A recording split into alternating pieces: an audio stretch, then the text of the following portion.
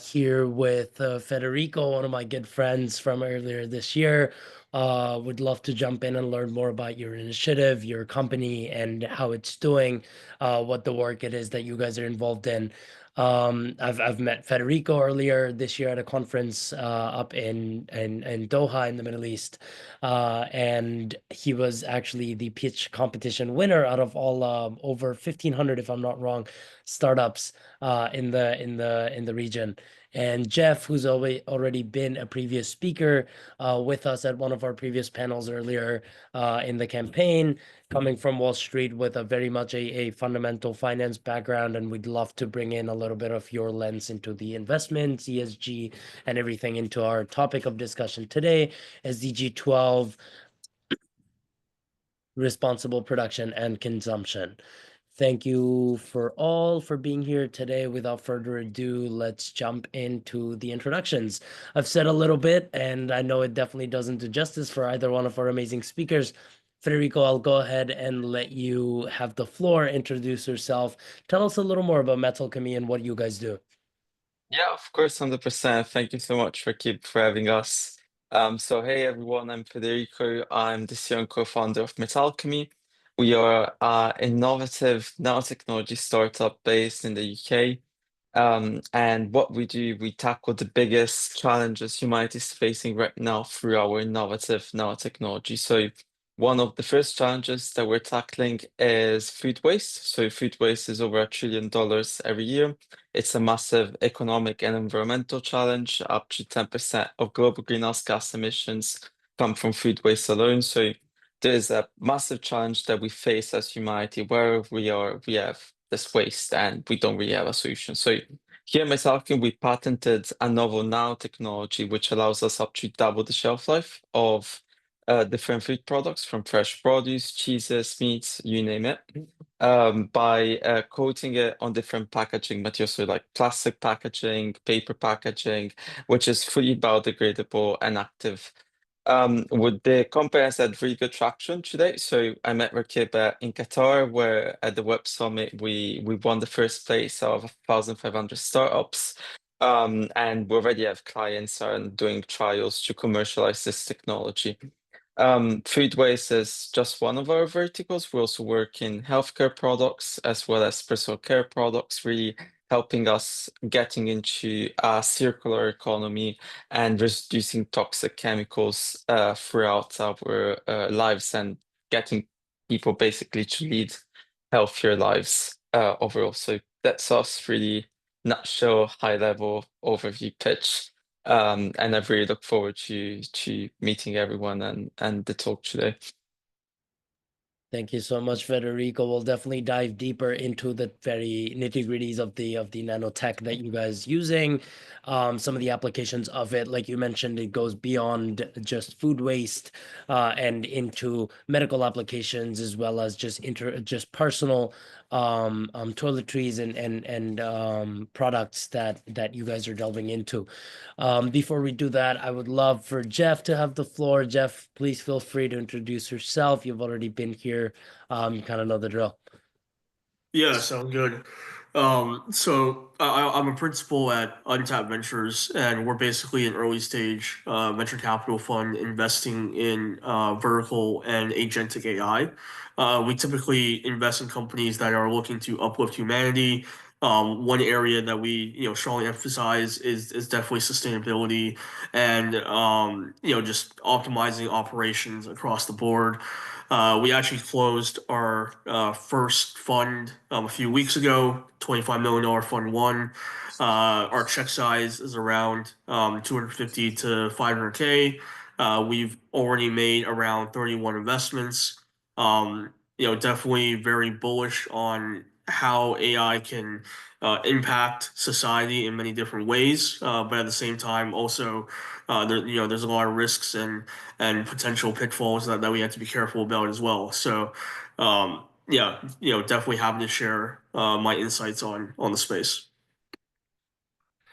Lovely to have you as well, and very very cool dynamic that we have here at the at our conversation here today, coming from the startup space, Federico from the youth sort of perspective, and Jeff coming from like a seasoned finance background, especially in the investments and startup space as well. I think there's a lot of synergies to be explored here at our meeting today.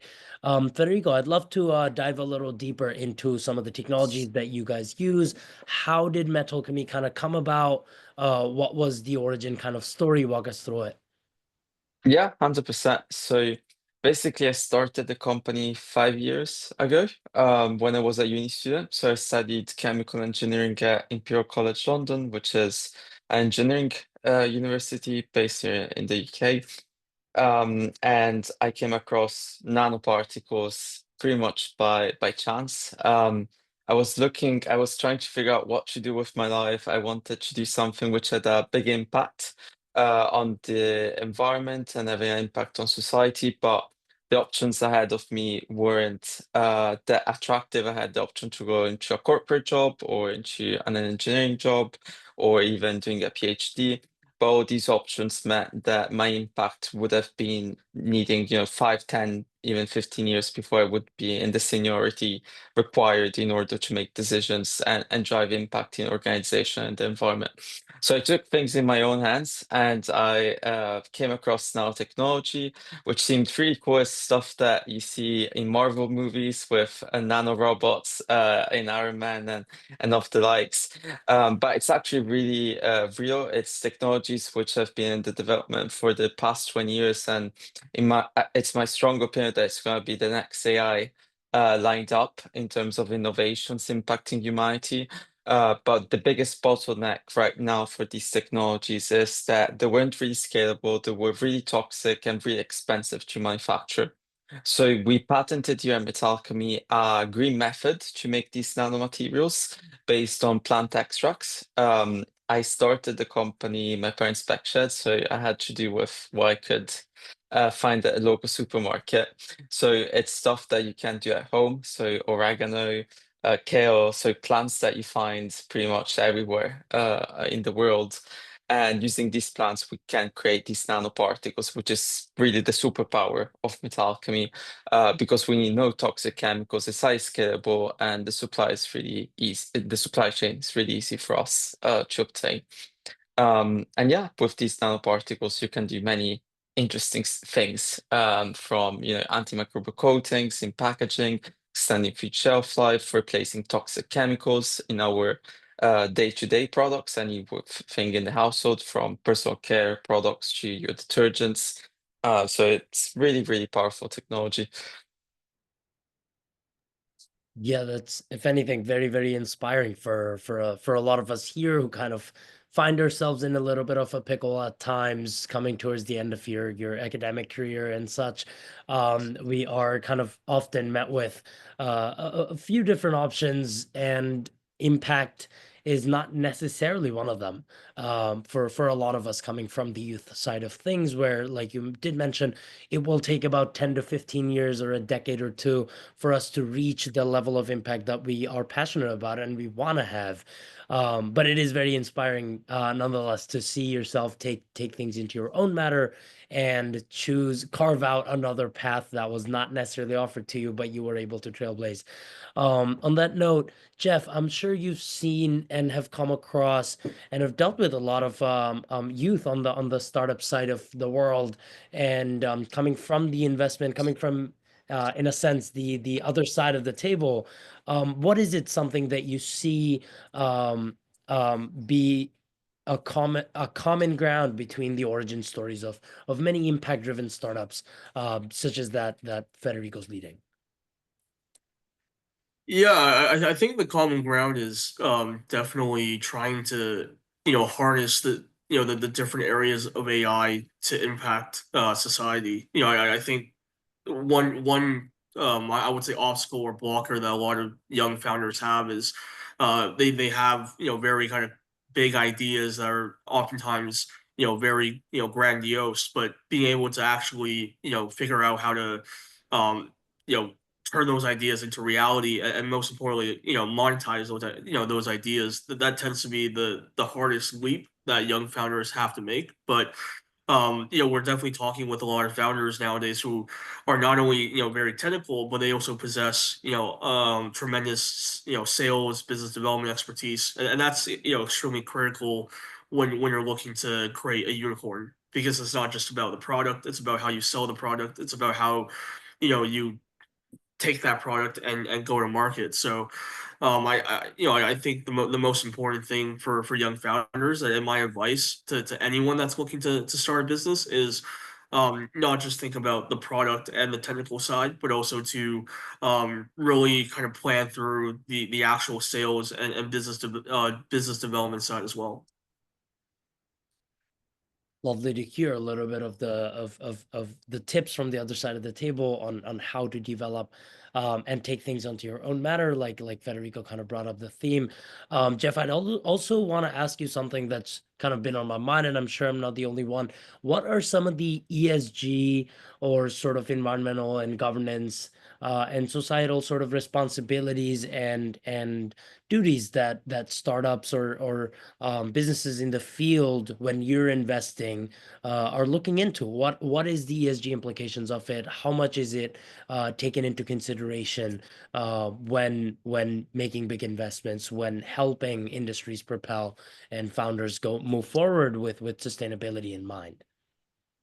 Yeah, I think that's a really good question. I think one of the big things that stands out immediately is, kind of energy efficiency. Obviously, data centers are kind of like the hot term right now. Any AI, company relies heavily on, big data, and data centers plays a large role in that. But at the same time, there are, sustainability issues with that. And you know we have to, kind of find solutions to address those issues. And one of the ways that we do it at Untapped is we're looking at investing in AI startups that are looking to develop models that might not necessarily have to rely on increasing the chip size and having to kind of go down the traditional machine model route. And by doing that, we're looking to kind of deal with the sustainability issues there. I would also say,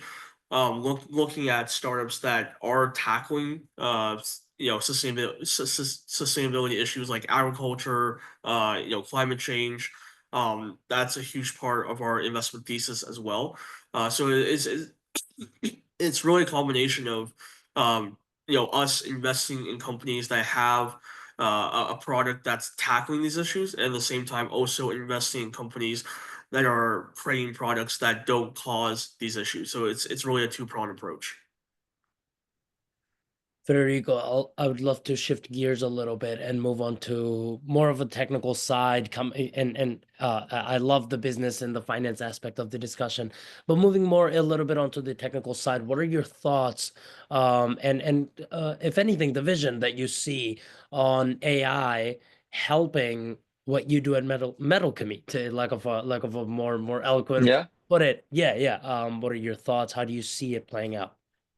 Yeah, that's very interesting question because we are hardware startup, so very, very different in terms of the sector and also how the business works. We are VC backed, and of course, AI is unavoidable at this stage and this day and age. To be competitive as a business, you need to implement AI tools to be able to be as competitive as the leading technology providers, which are now available on the market. So here at Metalchemy, we do implement AI throughout the different business processes, from lead generation, creating new deal flow for us, to marketing campaigns, to very different functions of the business, even in research and development, where we implement lean manufacturing and lean design of experiments to rapidly optimize the outcomes that we've got in new product development. So I think AI is an amazing tool, uh, but there is a pretty big sort of issue in the market right now, which is the competitive advantage that, if somebody like DeepSeek can just pop out in the market and do the same thing that OpenAI is doing with billions of dollars for a fraction of the cost, and it's not really a defensible business model.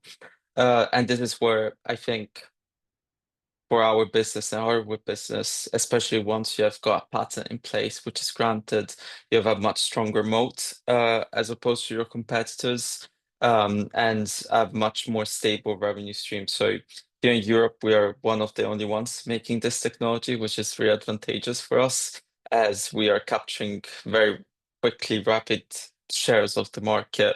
With multinational corporations starting to adopt the technology at scale.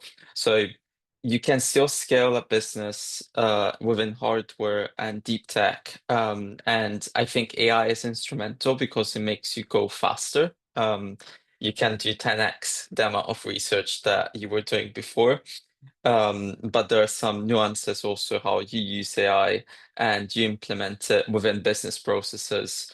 So that's one element. I think also we've got the element of energy scarcity. I think that's what Jeff was also mentioning before, because all these data centers need energy at the end of the day. And if we want to increase computational capacity, where does the energy come from? So at the end, I think it was Sam Altman or somebody of the likes was giving a testimony in Congress recently and saying eventually the price of AI will converge to the price of energy, because that's eventually it will cost for the energy you need to power all of this stuff. So things to consider when we talk about sustainability and artificial intelligence implementation within business processes and systems, I believe. And to turn the question around over to Jeff, just a little more about how you see AI playing into the startups that you guys invest in and are helping propel and move forward in the market. What do you see are some of the implications of AI? What are some of the startups that you've seen or have dealt with and have been involved in, even from the financial side of things, that are doing for the good of the Sustainable Development Goals, making progress towards these goals? What are some of the examples that you've seen, particularly pertaining to SDG goal 12, responsible production and consumption? Yeah, it's a really good question. I would say there's two investments that we recently made that kind of fit that bill. The first is Climax Foods, which basically utilizes AI and machine learning to analyze over 300,000 edible plant varieties, enabling them to kind of create plant-based cheeses that mimic the taste and texture of dairy products. And this approach it significantly lowers greenhouse gas emissions and land use compared to traditional dairy farming. So that definitely aligns with kind of the sustainable food system goals that we care deeply about. I would also say another startup that comes to mind is Herd Eye, which basically it uses advanced AI machine learning to automate the assessment of dairy cows, and specifically focusing on their body condition and being able to detect early signs of lameness. And by doing that, it allows farmers to kind of tailor their feeding strategies, and it reduces the kind of issues of overfeeding, and it really minimizes the feed waste. So that's another area that we're looking to really target in terms of sustainability with AI. So those are the two companies that come to mind. Love to hear some of the examples from the startup side of the world, making measurable progress towards the Sustainable Development Goals, and it's particularly the two investments that you mentioned pertain really well to our idea of responsible production and consumption as a whole in the industry. As we near the halfway mark of our conversation circle here today, I would, on this note, love to extend the microphone over to the rest of the audience, open up the floor for an open open dialogue discussion. And if anyone has any questions at this time, would be a great time to go ahead and ask. And please feel free to check out some of the resources. Jeff, you just put it in the chat. Some of the resources our speakers are providing and such. Speaking of, we already have a question. Abdul, yeah, please feel free to introduce yourself, and the floor is yours. Go ahead with your question. Hi everyone, I'm Abdul. I'm currently a sophomore or going to be a junior at Penn State. I had a quick question for Federico. You mentioned before how the nanotech was very expensive. So I was just curious on, do you think there'll be like a way in the future to mass produce it in order for it to become cheaper for third world countries and countries that don't have enough economic firepower kind of to be able Yeah, to look into and buy it? that's a really good question, Abdul. So that's what we're doing here at Metalchemy to try and democratize nanotechnology for the masses, because it's an amazing technology which has great potential for humanity. So with our green process, we can already reduce the cost by around 100 times compared to classical production processes. And we want to do even better as we move forward and expand in different markets. So the answer is yes, absolutely. We're aiming to democratize the access to this technology as quickly as possible. And in order to accelerate sort of the adoption of the technology, we're partnering with multinational corporations, which are everywhere in the world, including the US.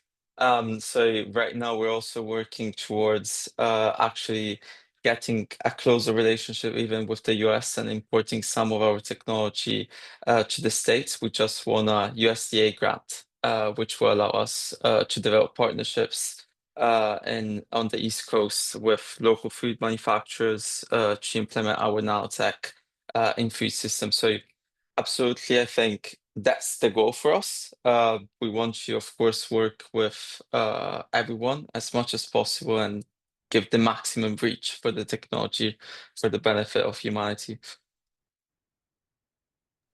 Thank you for sharing, Federico. Abdul, I hope that answers the question, and I'd love for you to continue to add to our discussion. We have another question from Brooke. Yeah, feel free to introduce yourself, and the floor is yours. Can you guys hear me? Awesome. Well, thank you, Akib. I appreciate you and the panelists for this conversation. It's been great. I really appreciate all this information sucking in. I have a question for Jeff. Yeah, so, when thinking about AI processes and, business aspects, a lot of companies, a lot of startups are probably definitely incorporating AI into, their decision making and their business, processes. Um, in your experience, do you think that like AI could maybe somewhat encourage more waste of resources in like the name of innovation or profit? Especially like considering it's pretty prevalent.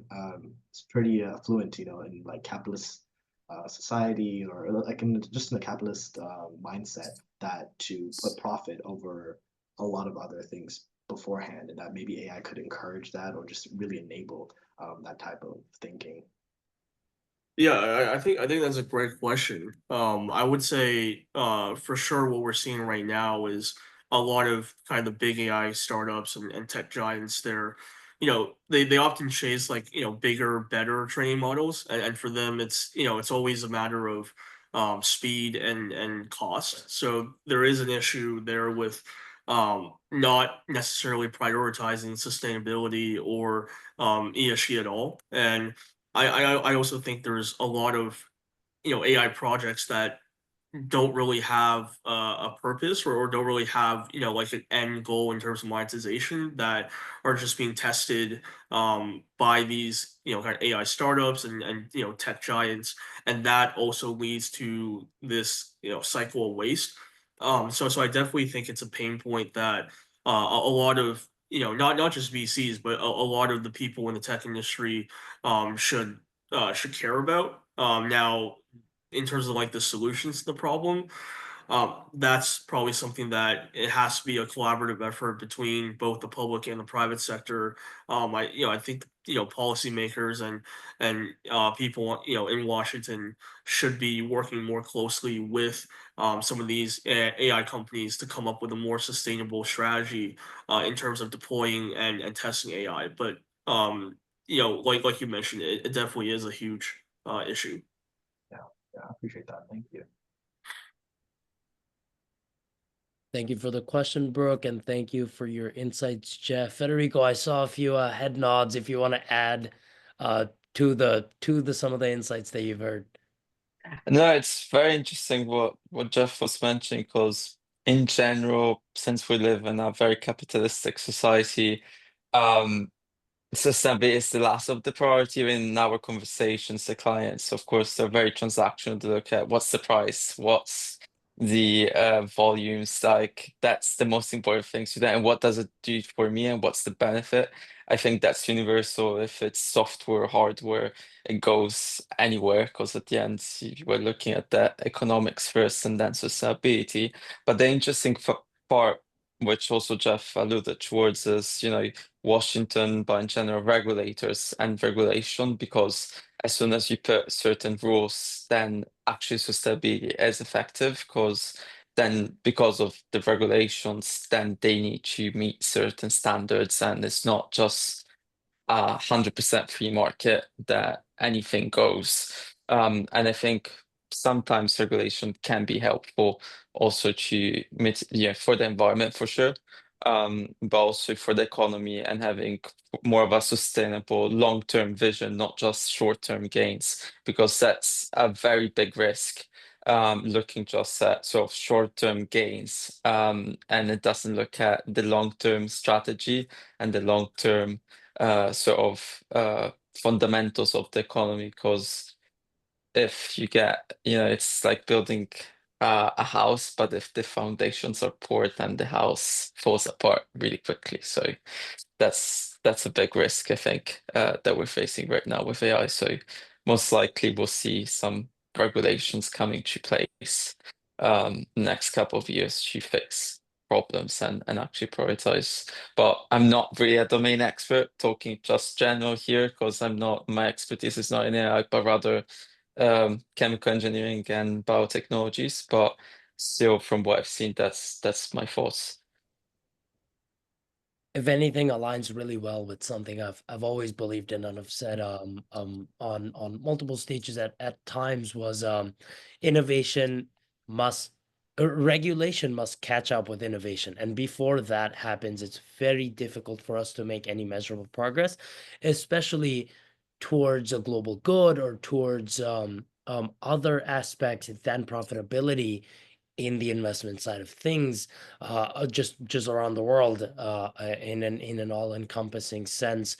To be very frank, and Federico, like you did mention, it really doesn't take much of a policy expert or even an AI ethicist or such to understand the direction that the world is going towards. And we've time and time again seen it with multiple bubbles that arise in the industry from time to time in different timelines in history. And we do not want AI to be an AI bubble and burst and only a select few reap the benefits of the short-term profitability that comes with it, and instead focus on the long-term goals and long-term benefits that surpass the profits that we gain from certain ventures that are. Yeah. 100%. I mean, I think I agree on that 100%. I think unfortunately right now we live in a system which privileges a lot short-term gains, or as opposed to long-term strategy. But it's well studied and well demonstrated that if you play the long-term game, the value that you're gonna get is much bigger. Actually, even the benefit to society is much bigger. Not solely on a financial standpoint, but even environmental, societal. So 100%. Absolutely. Absolutely. And something that you kind of brought up, I believe we very briefly touched on it, was the aspect of circular economy, which is extremely relevant to Yep. our SDG goal 12. Responsible kind of production and consumption aligns with the idea of a circular economy, and Metalchemy kind of helping us make progress towards a better, greener economy that's out there, and in a more long-term sustainability aspect wise. I'd love to bring Jeff your insights in as well, but just in a brief moment before we take one more question from the audience here. Catherine, yeah, please go ahead and introduce yourself and ask your question. Sure. Thank you, Ricky. Hi, my name is Catherine. I'm probably significantly younger than a lot of people on this call. I'm a high school senior. My question kind of is a little bit more of a detour in terms of, we talked, Federico, you mentioned that we're very much a capitalist society. And then Jeff, you talked about, investment and what you weigh in terms of investment. And I think that, Rakib, your tagline as well with regulation. My question is around ethics. So at what point does the implementation of AI kind of go against the ethics of your nanotechnology? Or I guess, Jeff, in your case, if you're investing, at what point do the ethics or the use of an AI and a VC kind of cross the boundary between innovation to more utilization of AI beyond just the idea? Yeah, it's definitely a very thin line, and I think a lot of VCs they sometimes cross the line, and it's very difficult to kind of balance ethics and innovation and profits all at the same time. But at least for us, we do care deeply about fundamental human rights, fairness, transparency, accountability. I would say those are all core values to both our investment thesis and also just the way our fund is run. And I would say when we talk to founders, we always tend to look at the bigger picture and not just evaluating the feasibility of the product and how how much returns it can generate in the future, but also looking at what's the kind of potential societal impact and what are the pain points that the product is looking to solve. And I think, as Federico mentioned, if you take more of a long-term, almost kind of infinite game mindset into not just building products, but also investing in products, it can lead to both long-term gain and also it can benefit humanity as a whole. So I think our investment thesis is really rooted in both the core values that I mentioned and also taking a longer term, deeper perspective on the investments that we make.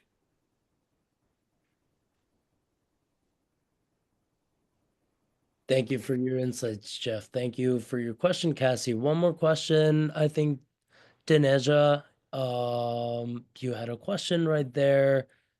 Please feel free to unmute yourself, introduce, and ask your question. Good afternoon. I'm Denasia. I'm a student at UT Arlington.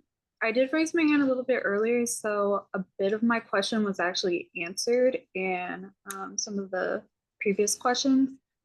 But what I really just wanted to touch base on is to what extent of these AI models would incorporate behavioral economics or policy mechanisms, things like subsidized nutritional guidelines, carbon taxes, things that would optimize for that sustainability with the dairy consumptions and those patterns.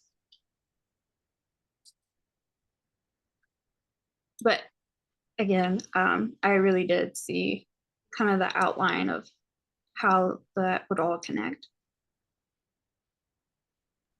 No, absolutely. I'd actually love to jump in a little bit and toss it out to both of our panelists and see kind of what their insights is on the matter. And like you did mention, having built in sort of carbon tax or sustainability mechanisms in place within AI models is actually an incredible way to kind of go about having having the model itself self-regulate in a sense, for lack of a better word, self-regulate, and be in check, in a sense, so that it doesn't cross lines that it would have subconsciously on its own, or how the model was initially just technically designed without sustainability or the global good in mind. And in mind is only, it only stays in mind if we have it in mind, but in practice is something that we need to definitely pay attention. Federico, yeah, what are you did mention some of the challenges that we face with the rapidly growing sort of bubble that, like we referred to before, of AI, and the this rising popularity of AI. Everything somehow kind of becomes AI at some point these days. However, you've kind of actively stirred away from Yeah. from the AI and stuck with what you guys do. I'd love to know a little bit of how you go about that, how you tackle the space with the growing popularity of AI, but stay Well, who you are. that's a fantastic question, Rakib. So like, we steer away from AI quite a bit just because it's become it's a trend. So it's the shiny thing that now goes. It was SaaS a couple of years back, marketplaces before that. There is the trendy thing which goes well in the circles. We take a very I've taken a very contrarian approach to that because I see this long-term value for humanity and investment strategy and a vision that we're setting out with the business that we're building with our partners. So the companies which we work with represent over $10 billion in revenue, just a couple of them. So it's very big corporations supporting this vision and moving forward in this direction. So I steered away from it because I come from an engineering background. AI is not something new. Machine learning algorithms have been here, for the past decade. It's just a shiny thing now, repackaged in a nice way, and now being put all over the place because this is what's trending right now. So sometimes it's about trends, and the trends are what gets the most investment right now, but then could very well be nanotechnology is the next trend, or whatever X is the trend. Um, for me, it's driving more long-term value and impact. So we have really incredible VC investors on our end, which are impact VCs, which just focus on sustainability. In Europe, there is specific regulations from the European Union which sets targets on the VCs in terms of their impact metrics and reporting to be regulated and receive funding from sort of government bodies as well as limited partners. So we have sort of a more longer term vision and impact vision and strategy with the business. And these impact metrics really help. Going a little bit back to the question that we had before, I think the AI models right now represent our society. So if we don't care about sustainability, the AI model will not care about sustainability because at the end of the day, it's something which has been created by a human being. Somebody programmed that algorithm in that way, in such a way.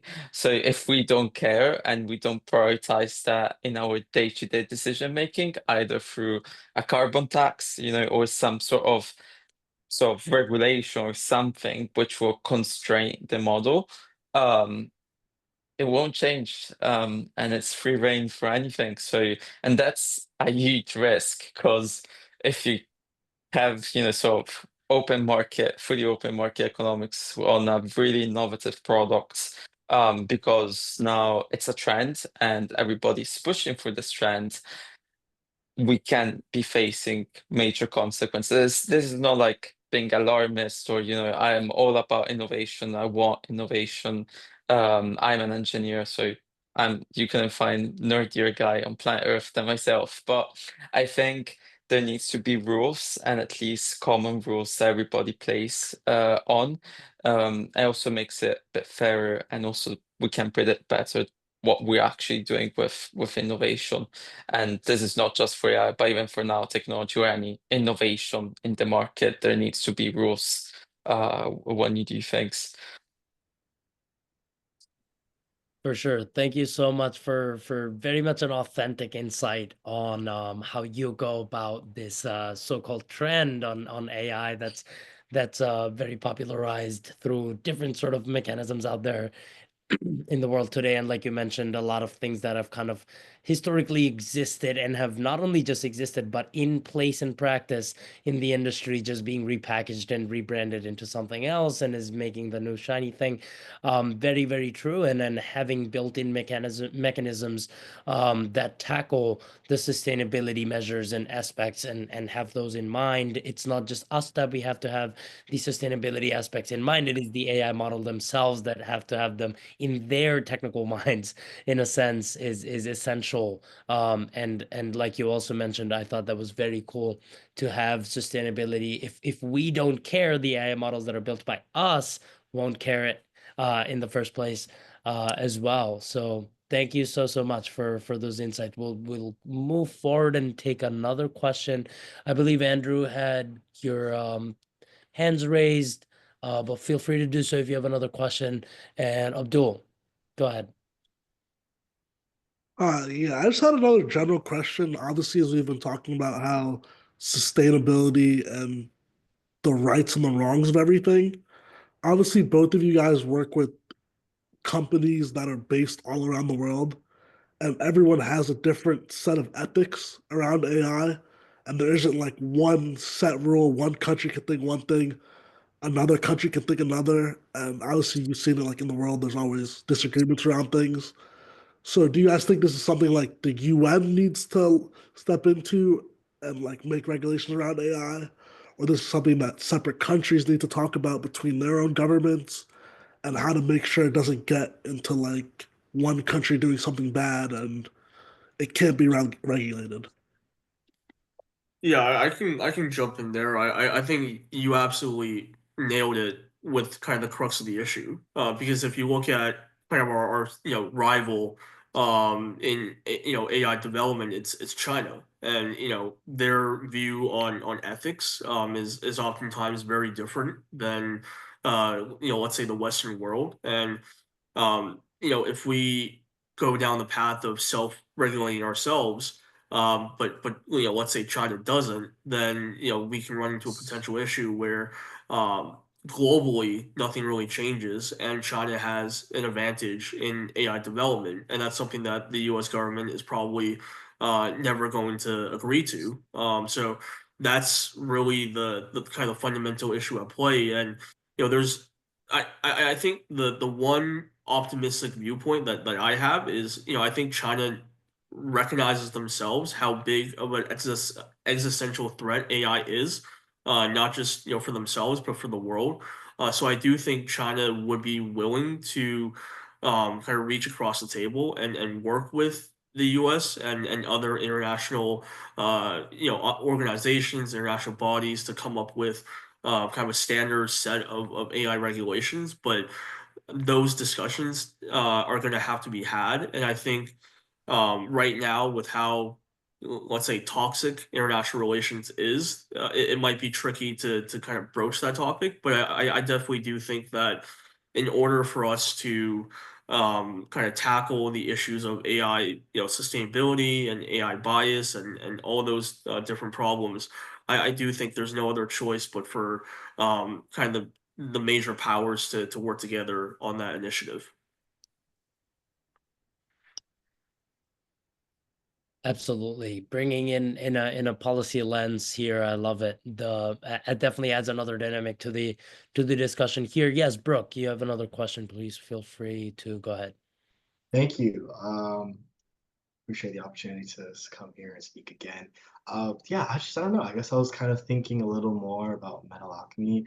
I think the technology is really cool. It's some really cool technology and how it works. Preserving food for much longer with, a certain type of chemical. I was just thinking, like, what, like, I don't know. Maybe there are ways. In your opinion, is there other things that not AI, because I guess more machine learning, if you want to get to specifics, because the trend, but, machine learning could effectively expand on, your operations in terms of not just maybe preserving food, but also maybe doing the opposite, having very decomposable things so that they don't turn to waste, or preserving toxins in a certain way. I think there's a lot of applications. I just want to get your twist on it, maybe.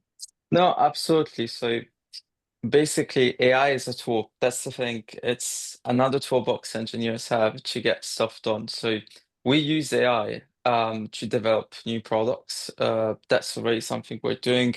AI and robots. So basically, well, this sort of industrial thing we do as in chemistry is that you can screen for hundreds of thousands of chemical reactions using AI models and figure out which one is the best. And you can accelerate experimentation exponentially by doing so. So AI is something which is being used in industry already, but it's not trendy.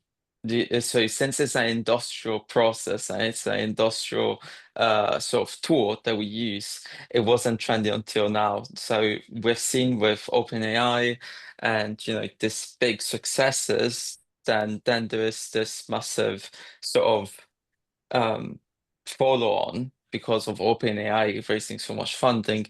And then, of course, since the finance community is aligning with sort of this sort of new trend of AI, what's also happening is that we get a lot of businesses which just put .ai, which aren't really AI businesses, just because like this they get to get the funding relatively easy. That's the sort of, so yes, we can definitely do stuff with AI in hardware, and it's something which has been implemented throughout the years. Just we need to be, on my end, I'm extremely aware of what is actually useful for a business to be implemented within as a system, as opposed to, oh, it's another quirky thing. And that's why AI businesses, or usually software businesses, have very high churn rates of their customers, because, well, this is, as a user, because I'm a user of AI within the business, I try different things and then I'm like, oh, this doesn't work, this is suboptimal. And then I start jumping through different things up until I find something which is semi-decent, and I'll use it till I need it, and then it stops. So I think, yeah, hopefully it answers your question. I want to stop here, or else I can go on for on and on.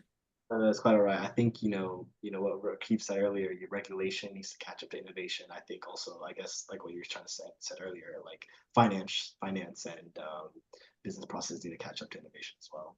Yeah, I think having regulation and also having enforcement of the regulations, because unfortunately, as Jeff was saying perfectly before, it's like if we all regulate ourselves, but then China does whatever they want, or whoever else does whatever they want, there's no point.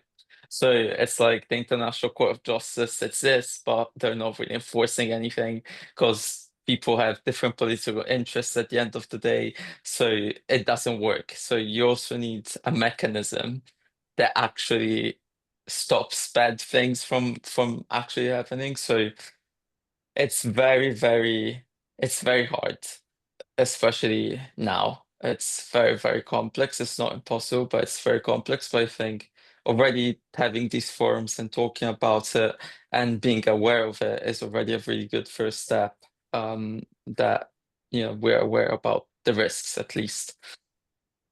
Absolutely agreed there, Federico. I think we have another question. Andrew, the floor is yours. Please introduce yourself and go ahead. Hi. Yeah, so I'm Andrew.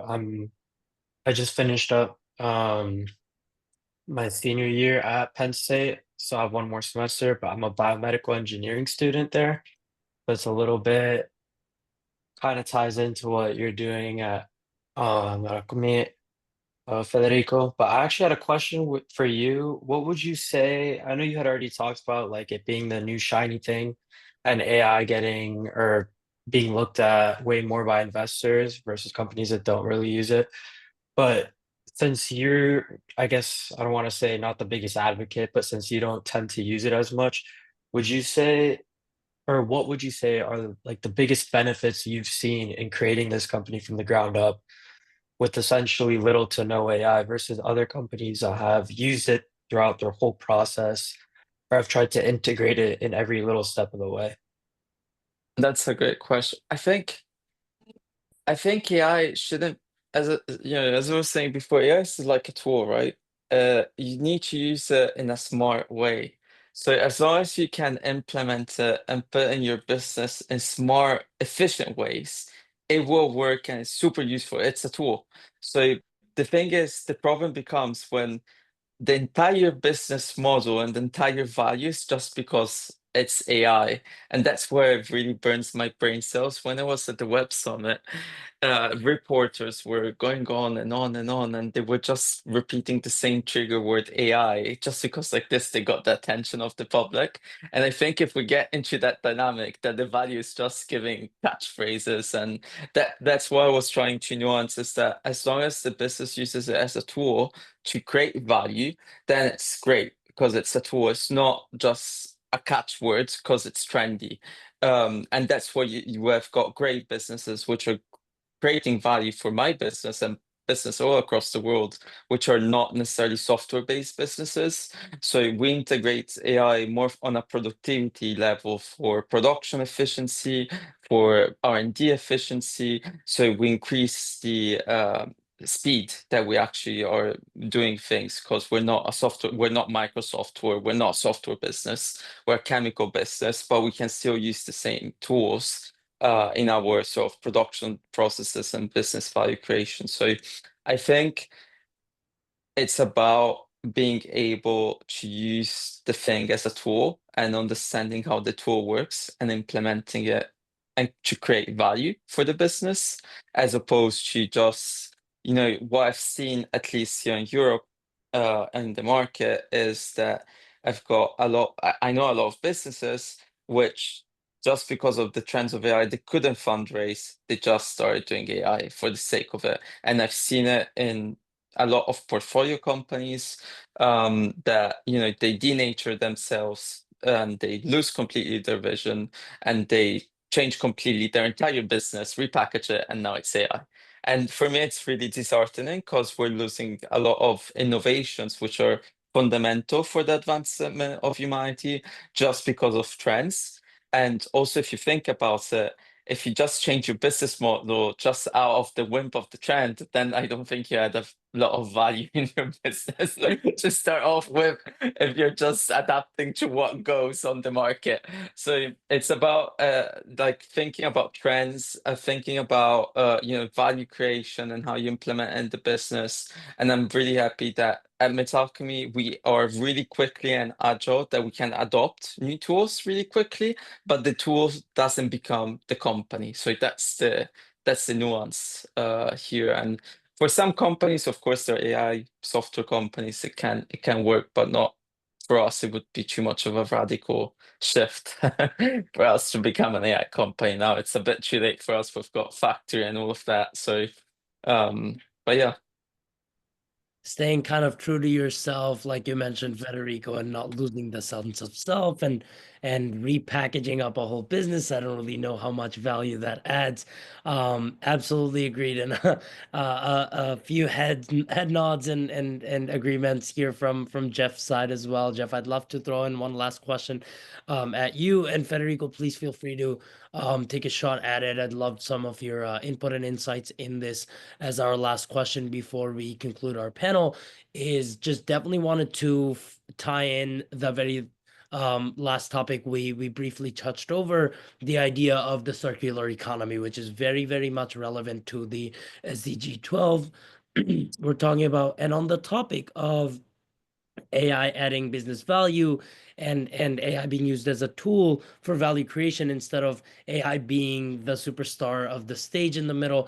Kind of tying all of those in, Jeff, what are your thoughts on AI creating value in the circular economy? How can it propel the circular economy? How can it keep going in a circular motion, and help us reduce, reuse, recycle in a sense?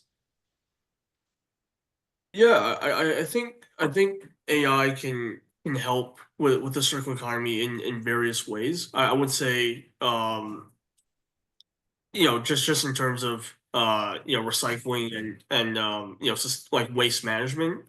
There's we're seeing a lot of AI startups that are developing sensors that optimize the routes that certain garbage trucks take to to streamline the operations for those companies. We're also seeing a lot of AI logistics companies that are developing technology to streamline routes that certain ships take to to optimize that area as well. And I think overall, we're seeing a lot of AI companies that are focusing on making their own internal operations run smoother and require less manual labor and less repetitive tasks. And I think that's probably the biggest area that AI can benefit. It's just really helping kind of human capital be able to uh, operate at kind of its maximum level. And I think, as AI gets better, that's probably the one area that I think should have, more focus and just general more investment in is making the lives of workers easier and not necessarily, looking for ways to replace workers, but just taking care of some of the more, let's say manual and difficult tasks that workers have to do. And I think overall, that's probably the best way that it can impact the circular economy. Absolutely. Federico, I'd love for you to add. Saw some nods coming in from your way. Yeah, of course. Yeah, I think there's also, I want to just jot on what Jeff was saying. It's like resource efficiency is something that AI is helping us as a business, which is not necessarily like AI business. We've seen it ourselves. We've got a small team and we leverage AI to do what we would have needed, many more team members to do in the same time span.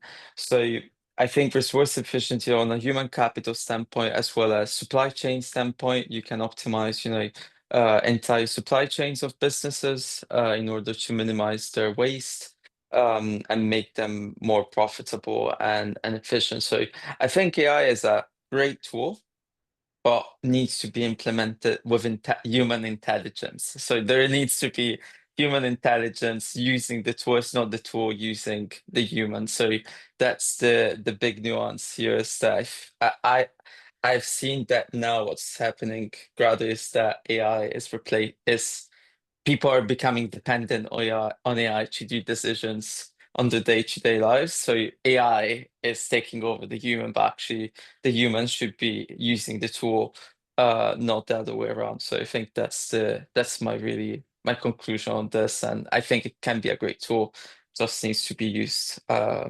intelligently. Beautiful way to conclude there, Federico. Thank you so much. AI for humans and not humans for AI, very much the central sort of dogma in the global policy space as we try to tackle the pace of innovation that is so rapid, and it's difficult to catch up with a lot of the outdated regulation that we have in place in the modern regulatory framework today. But I hope conversations like these and papers that come out of it and the strategies that we derive can help mitigate some of those challenges and tackle challenges in a sustainable way for a greener, better future for us all. Thank you on that note to Federico and Jeff for this amazing panel. It was very informative and added a lot of different dynamics, starting from the policy to the tech and to the humane and youth lens that we brought in. Thank you both so much for taking the time this evening to join us and enlightening us with a lot of your lived experiences as well as expertise from the respective fields that you both come from.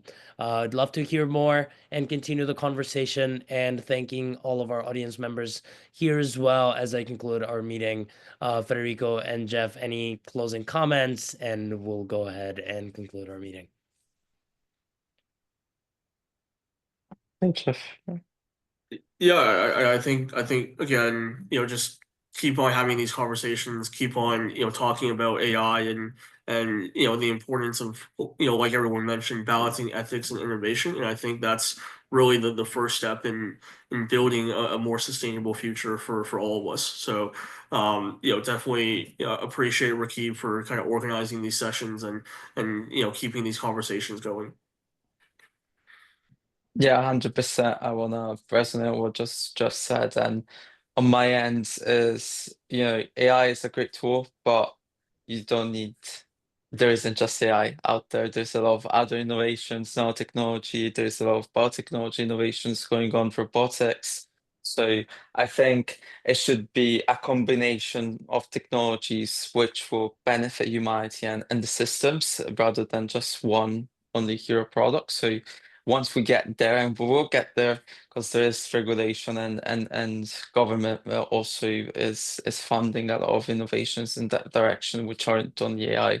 I think we're gonna get a great sort of path towards sustainability, hopefully, as we move forward. So, and thank you, Rakib, and everyone for joining in. It was really, really fun to be on the panel tonight.